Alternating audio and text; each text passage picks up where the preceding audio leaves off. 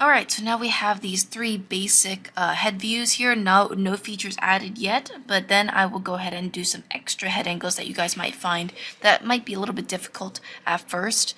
But first, let's go ahead and do a, let's go ahead and do a back view. So a back view is basically a cranium. Your cranium is here. And then you can also just draw the little mask. It's sort of similar to our side view and our 3/4 view, but just more towards the back.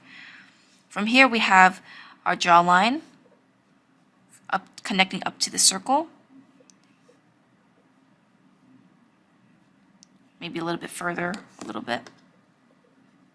And then here we have the ear, which you can sort of see the back side. So the back side of the ear is more of like a bulb, and then you have that little lobe area here.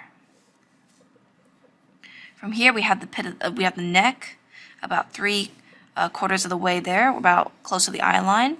You can just slope that down, and that's more of a thick kind of trunk looking shape. And here we have the eyebrow ridge, the cheekbone, and usually that's a good kind of indication of how to do a back view. Here's a trapezius, kind of going through. And here's our sternocleidomastoid kind of just passing by. Alright, so that is our very brief back view of the head. You can even see a little bit of the ear on the other side, but you don't have to really add that there. I'm just kind of adding that for depth. Another type is an upper 3/4 view. In this case, once again, we still draw the cranium. We're going to actually slide our cross line or center line up at the top, and then do our crosshair where the eye is more facing upward. And that will determine on how where the eye is facing and exactly how long it is and the angle it is at. So I like to kind of just keep pushing in the face shapes. Just adding it in here. Underneath we have our neck area that's kind of underneath the fat pad under the neck, and then here we have the jawline, which I slimmed up a little bit. These kind of views are a bit difficult just because you're kind of just like, oh, I'm not used to drawing these views. I will also update these later on, by the way. And then here we have the other side of the neck.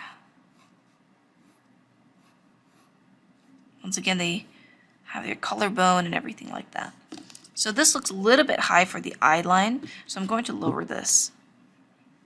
And the reason why I do that is because it's more like a muscle memory thing. And here I can always add my features. I have my brow ridge, I have my eyes, I have my nose, and I have my mouth. And then I have my ear, which is tilted a little bit. So that's another way you can do a different side. Notice how I also do the flat side of the head here. Just a very simple simplification. Another type that you can see as well is a downward view, downward side 3/4 view.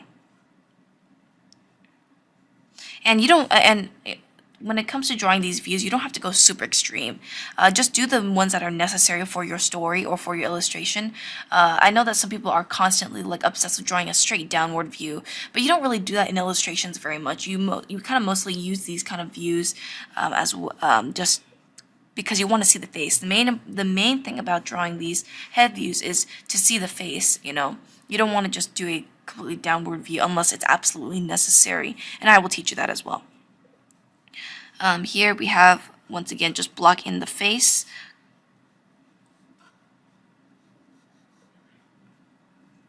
Notice how I see more the top view of the head here rather than, let's say, for instance, this one here. This one I can sort of see the top, but I'm not seeing it fully on top of the box like this one. And notice I'm adding sort of like a hairline area here, and a bit of a kind of boxify it a little bit. That's just to make it easier for me. Here's our brow ridge.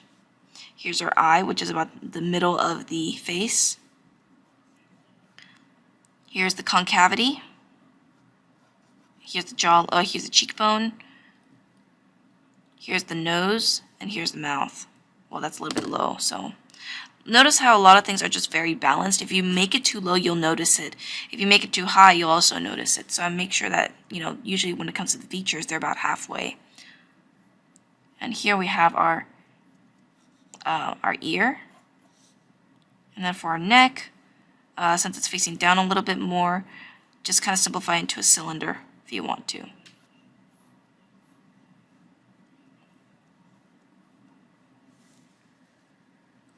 So those are the 3 types that you would usually see more often.